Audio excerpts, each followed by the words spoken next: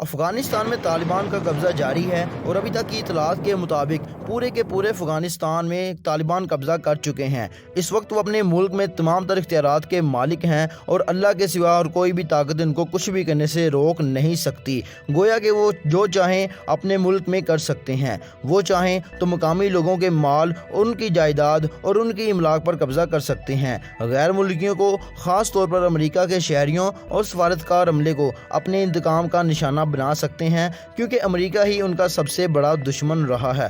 مگر تمام تر اختیارات ہونے کے باوجود اور طاقت رکھنے کے باوجود ملا عمر کے بیٹے ملا یعقوب کا ایک ایسا بیان سامنے آیا ہے جس نے نہ صرف افغانستان کے لوگوں کے بلکہ بیرونی ممالک کے لوگوں کے بھی دل جیت لیے ہیں۔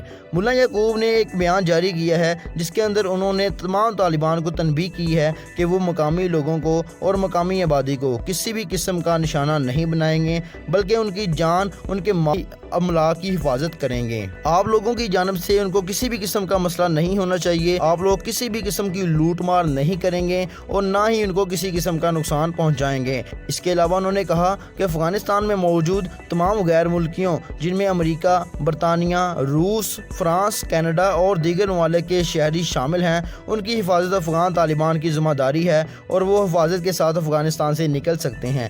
گویا کہ ان کا یہ بیان کسی عظیم اور خدا ترس لیڈر سے کم نہیں ہے جس کے اندر انہوں نے انسانیت کی بات کی ہے۔ یہاں سے پتہ چل جاتا ہے کہ افغان طالبان دہشت گرد نہیں بلکہ حقیقی مجاہد ہیں۔